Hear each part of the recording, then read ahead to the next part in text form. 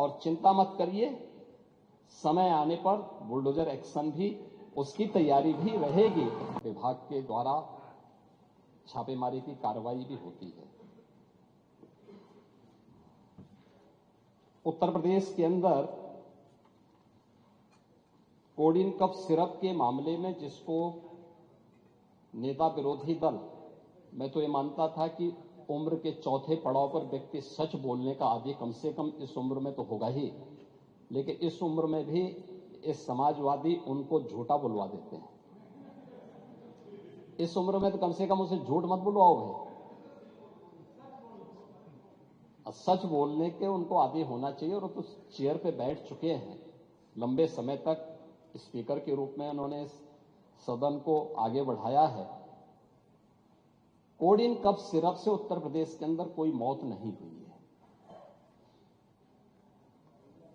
एक दूसरा, इस मामले में एनडीपीएस के अंतर्गत कार्रवाई होगी। ये उत्तर प्रदेश सरकार इस मामले को कोर्ट में जीती है, उत्तर प्रदेश ने इस मामले को लड़ा है। तीसरा, उत्तर प्रदेश में इसका जो सबसे बड़ा होलसेलर, जो बड़े होलसेलर हैं, जिसको सबसे पहले एसटीएफ ने पकड़ा था 2016 में, उसको लाइसेंस समाजवादी पार्टी ने जारी किया था। जो फोटो रिलीज हो रही है, देश के अंदर दो नमूने हैं, एक दिल्ली में और एक लखनऊ में बैठते हैं। जब देश में कोई चर्चा होती है तो तुरंत वह देश छोड़ करके भाग जाते हैं। और मुझे लगता है कि यही आपके बबुआ के साथ भी हो रहा होगा। वह भी देश से फिर जाएंगे इंग्लैंड की सैर सपाटे में और आप लोग यहां चिल्लाते रहेंगे। महोदय, कोडिन कफ सिरप का मुद्दा जो इन्होंने उठाया है, मुद्दा था नकली दवाओं के सेवन के कारण होने वाली मौतों का। और उसके बारे में हमने पहले ही बताया है कि नकली दवा के कारण होने वाले मौत के प्रकरण की कोई भी बात अभी तक शासन के संज्ञान में नहीं आई है। और समय समय पर एफएसडीए विभाग इसको लेकर के छापेमारी करती है, कार्रवाई करती है। कंपनियों में भी इस प्रकार की कार्रवाई होती है।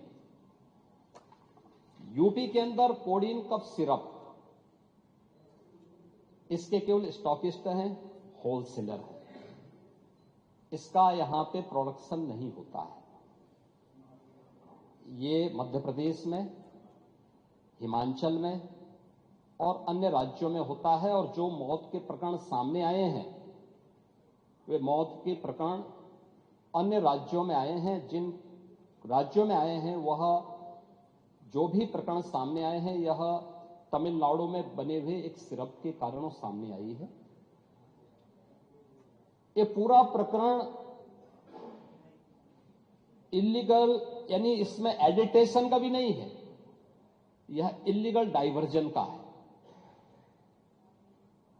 इस डाइवर्जन के माध्यम से इन होलसेलर ने, जिसमें सहारनपुर का भी है, गाजियाबाद का भी है, वाराणसी का भी है, लखनऊ का भी है और कानपुर का भी है, इन लोगों ने इसको उन देशों में पहुंचाया है, उन राज्यों में पहुंचाया है जहां मद्य निषेध है, लेकिन वहां पे नशे के आदी लोगों को इसको लेने की एक आदत सी है, तो वहां पर उसका दुरुपयोग किया गया है। जबकि बिना चिकित्सीय परामर्श के इसका सेवन नहीं हो सकता, खासतौर पर बच्चों के लिए। एडल्ट भी चिकित्सीय परामर्श से ही इसका सेवन करता है। कौन ऐसा व्यक्ति है जिसने कफ सिरप नहीं लिया? खांसी होती है, हर व्यक्ति लेता है, लेकिन चिकित्सीय परामर्श से उसमें लिखा जाता है। क्योंकि पढ़ाई लिखाई से आप लोगों का कोई वास्ता है नहीं, इसलिए आप लोग हमेशा इस प्रकार की बातें करते हैं। अब आज पहले अब सुन लीजिए ना, आपने पूरी बात बोली तो हम लोगों ने आपकी बात सुनी, आप लोग चिल्लाते रहे तब भी हम आपकी बात सुनते रहे। अब कम से कम हमारी बात तो सुन लें। ये कार्रवाई सरकार ने की है और सरकार ने इसके लिए 79 अभियोग अब तक दर्ज किए हैं। इसमें 225 अभियुक्तों को इसमें नामजद किया है। 78 अभियुक्त अब तक गिरफ्तार हुए हैं।